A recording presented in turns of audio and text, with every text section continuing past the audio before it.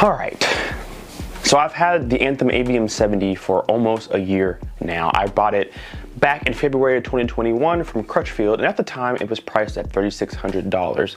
I've made so many different videos between February of last year to now, and you guys probably overall know my thoughts of the AVM 70, but how have my thoughts changed as this year has gone? First and foremost, I can't believe it's been a year that it's been out already. It seems like it's been a lot shorter than that, but I've had it for a year now. So I have a lot of new thoughts for my last year of having it. Let's give you guys a timeline. So I bought mine from Crutchfield for $3,600 at the time. I think it's $3,799 now, so it's gone up in price because of the availability or lack of. But I bought mine for $3,600, and even back then in last February, it was hard to get because of the part shortage, chip shortage, etc. It has not changed. It's still a problem today. But I got my hands on probably one of the last few you could get, and setting it up was difficult. I consider myself to be pretty knowledgeable with all types of technology and electronics. I can usually figure my way through things. This was actually really difficult to just kind of get started, like getting your Wi-Fi connected, getting the ARC room correction started. It just wasn't straightforward like I thought it would be compared to everybody else on the market. And so that was a frustration that I had off camera. It really made me mad trying to figure out just how to start to use the AVM 70. But of course, over time, I figured it out. You run a huge risk when you're an early adopter. When something first comes out, there's going to be problems, right? And you don't know what those problems are going to be. And I was okay with taking that risk, and a risk I did take. There were a lot of different bugs that kept a lot of people from buying the AVM 70. And I personally thought that those bugs were minor versus what you're gonna get from your AVM 70. They weren't big enough problems that I wouldn't buy one. Obviously I bought one. It had issues with calibration. It was in a beta form. It was beta mode out of the box. It wasn't even ready yet, right? And so some of the calibration things didn't work, or some of them were wrong or way off, or it just wasn't a polished product like some people expect Anthem to be. So that was a huge problem. There was Wi-Fi issues, there was fan issues, there was update issues, right? But I didn't care. I knew that Anthem would do their best to roll out updates. It seemed like they threw a product out to the audience before it was ready. That's what they did, but they did go behind it and fix it. I can say that now a year later. So I want to give you guys an overall year synopsis with the AVM 70. Let's just get it out of the way. I am 100% still happy with the purchase that I made, and as of recently I became more happy with it. In a previous video I was running room calibration, the ARC room calibration software, in another video because I had changed around my home theater a little bit, and we kind of went through some of the results. I spent all day today listening to the new results, the new layout of the room. This is the first time I calibrated the room and listened to it in its new orientation. And this is the best I've ever heard my set of speakers sound on the AVM 70, because the calibration has had several updates. The AVM 70 as a whole has had several updates, and it sounds like a $3,600 or $3,700 piece of equipment, like I expected it to when I put my money down for it. It is incredible. That's why I went to Anthem in the first place, because I know that they don't joke when it comes to sound. If you're not familiar, Anthem also owns Paradigm. They are one and the same. They are kind of like a sister company to each other. And so a lot of Anthem's technology is in some of the Paradigm products, like the Paradigm subs and stuff like that.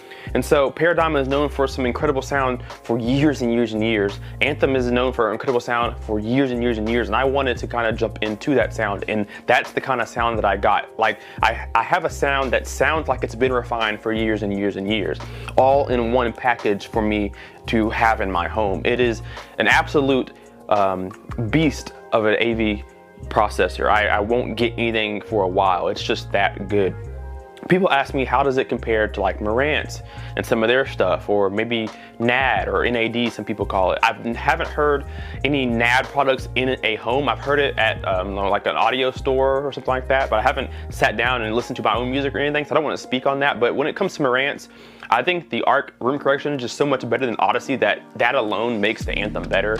I think Marantz sounds incredibly good because I've had several different pieces from Marantz, but the art room correction and what you can do to the sound to make it absolutely yours far outbeats Odyssey in every way. The microphones that the big box brands like Pioneer, Sony, Yamaha, all of them, they don't use real microphones like Anthem does. You can't get real world results and refine it the way you want to because of that. Anthem gives you absolute hands-on, almost everything you want to have your hands on, and you're going to see it in a graph so you know exactly what's going on and what you need to adjust. It's just an incredible piece of equipment. Let's talk about longevity. Have had any issues with the fan? Have I had any issues with software, with the screen, anything like that? How is it build quality wise? It's absolute tank. Now, I don't touch my AVM 70 very often.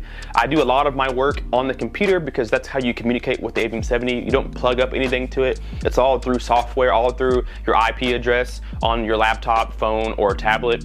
And so I don't touch my AVM 70 very often other than turn it on when I walk past it. And for the few times that I have, touched the buttons or turned the volume knob, it's sturdy, it's solid. It feels like you can click these buttons for years and years and it's gonna be just fine. Those springs inside will be just fine. The input will be just fine. The LCD screen it has not failed on me, has not dimmed, flickered, not one time. It's fast, responsive, boot time is quick, shutdown speeds are fast. It's worth the $3,600 that I paid, and it's probably still worth the $37.99 that you'll pay in today's times too. It's just absolutely an incredible machine. I don't know that there's anything in its price point that performs better than this. I would say maybe an Emotiva, but again, I haven't heard the Emotiva preprocessor yet. I've seen them all over YouTube and whatever, and I've read about them, but I haven't used one, so I can't really compare, but maybe that will rival it. Other than that, you got to spend a lot more money for something that's going to be a lot better. And so this is the way to go for me over just about everybody that in this price point. The sound is just absolutely incredible. I just can't stress that enough. I wish I could have you guys come over and sit down and listen to some of these demos that we have put together and just experience how the sound sounds. I don't know how you beat it at this price point. I just don't know how you do that. I do have some complaints about this AVM 70. They may be particular to me. They may be for most AVM 70 users and MRX receiver users. It may be for everybody. It may just be me. One of the problems that I have is that I can't get the mobile app for calibration to work, but I think it's more so my phone than the AVM 70. I was kind of doing a little bit of research on it, and I don't know that my phone is compatible. I have a Samsung Note 10 Plus. It's a 2020 model of Samsung's phone. It's up to date, has everything it needs. I just can't get it to talk to my AVM 70. I think it's because I'm on an Android phone, to be honest with you. I think iOS does better. So that is what it is, but I wanted to at least experience it. It's not a big deal because I do all calibration on my laptop, but I would like to be able to just open my phone and be like, okay, I'm gonna change this real quick and be done. But I can't do that, it kind of sucks. So I don't know if you guys have that problem, but if you have an Android phone and it works, please leave me in the comment section down below how you figured it out. I would love to experience and then maybe do a video on it. The second thing that I have a complaint for is Roon. Roon is a app or a software that allows you to stream music to your, well, in my case, the AVM 70. It should be a better sounding overall experience with Roon versus maybe Tidal or Bluetooth streaming or Google Home app you have to use, streaming straight from your device. I want to use Roon because it takes all of your music that you already have and stuff and puts it all in one nice presentation on an app. And it helps you discover new music too. So maybe you like a certain genre but haven't heard all the artists within that genre, so it'll recommend you new music and stuff like that. And I like to discover music a lot. I like to listen to something new all the time, and so it's a nice high quality way of streaming your music to your AVM 70. I can't do that. I have to use the Google Home app, which I've learned to be okay with. You have to have it to set up the overall AVM 70 and MRX receivers, but I'd rather not have it if I don't have to. And I have to use it for streaming everything, music, whatever, YouTube, whatever I'm watching on my phone. If I want it played through the system, I gotta use the Google Home app. I want to use Roon, a dedicated service. I don't use Spotify because I like Tidal's sound quality better, so I use Tidal, but there's no Tidal Connect just yet or anything like that. So Roon would let me do that. Anyway, I can't use Roon either. The third complaint that I have about it is the HDMI boards. So we knew going in when they first built it that they weren't putting in new HDMI boards because at the time they were very finicky, they didn't work well, they didn't operate correctly, they had handshake issues, and so Anthem decided, well, let's just put what we know works into our systems, and then we will upgrade you guys later when that software, when that board becomes more stable. Well, it's been a year and there's nothing about those boards being available. It's something you have to send your product back to them for, and you have to pay for it. I don't know if they say pay for it in the means of shipping, or if they say pay for it in shipping and in the board. I don't know. I haven't heard anything about it. I don't know how I feel about spending $3,600 at the time, $37.99 for you right now, and not being able to have a free upgrade. I might be able to say, okay, I'll pay for shipping to have it brought to you. Okay, whatever, because I still have my box, whatever. I'll swallow that price tag, but imagine spending shipping costs, depending on where you live, could be a lot, and then paying for the HDMI board to be put in. That would suck, because you already spent $3,700 on the system itself, and it wasn't my choice not to put HDMI in there, it was y'all's choice not to put HDMI boards in there. I understand why you chose this method, but if you're going to give us an upgrade path in the future, I mean, you should at least, swallow that on y'all side. It was your decision to not put the new HDMI in there. Don't make me pay for it on top of what I've already paid for. It sucks. So it's not a big deal to me right now because nothing in my house is 8K. I do not game on my projector, so I don't need 4K 120. I have my dedicated gaming setup, as you guys have seen in previous videos. So it's whatever. But in the future, I'm gonna have to upgrade the HDMI boards because things will eventually be 8K, or a new HDMI format will come out that AVM 70's previous HDMI boards don't, support. So eventually I'll have to do this, and I don't wanna spend more money on something that I've already had for at least a year or so. But the biggest problem is I haven't heard any news about how to upgrade, and it sucks. So the communication between consumer and Anthem hasn't been the greatest. So it is what it is. The last thing that I have are updates. As far as software, firmware, whatever the case is, ARC updates, whatever. Anthem has done pretty good about updates.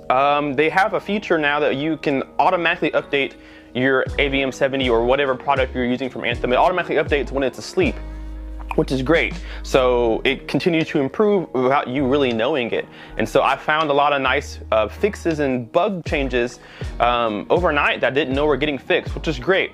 It doesn't work the same way for ARC though. You have to go to their website and update it, which I have. I check regularly, frequently. I don't think there's been many updates for a while now because everything seems to be running as we expected it to back when it released. So we're where we needed to be then now. So I knew that would happen. That's why I bought one. I knew we would be in a good spot.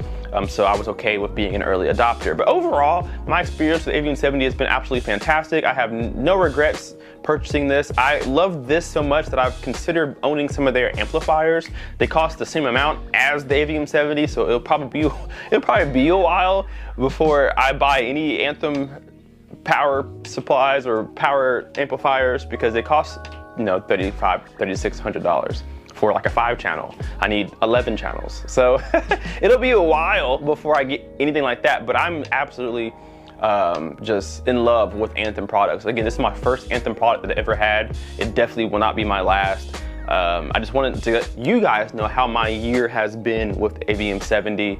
I've had no problems with this machine at all. I've heard there's been some issues with some other people, fan issues or whatever. I've had 0 issues. I'll knock on wood after this video is over, but I've had no issues with mine, and I hope that it stays that way because this thing is a solid performer. It is worth every penny that I put towards it. It had the $200 markup, and it's still worth that. I wish that it went back down to normal retail price, but I understand supply and demand. But if you're looking at an MRX receiver, go for it. If you're looking at some of their amplifiers, go for it. They will not let you down, especially now after a year of refining. You're not going to be let down anymore. They are solid. It is solid. I can't wait to get all of this equipment that I have and bring it to a new house, a bigger house sometime, hopefully late summer into fall this year, and listen to them in an environment that fits it most. This is a really small room, a really small apartment. I can't let any of my speakers breathe the way they want to, but I know the moment that I bring them to a bigger room, I just unleash a whole different level of a beast of a system that I have. So I cannot wait for that, and I can really give you guys some really solid reviews on a lot of different things. So with that being said, guys, leave me a comment down below and let me know, have you had any iffiness with Anthem? Or have you been on the fence about buying their products? If you have, why is that? Leave us a comment down below and tell me, if you haven't bought Anthem but you wanted to, why haven't you? What stopped you from buying them? If you have owned them, tell me your experience. Leave that comment down below in the comment section, hit that like button, and subscribe if you are not already. We will see you guys in the next video. KPSky out. Peace.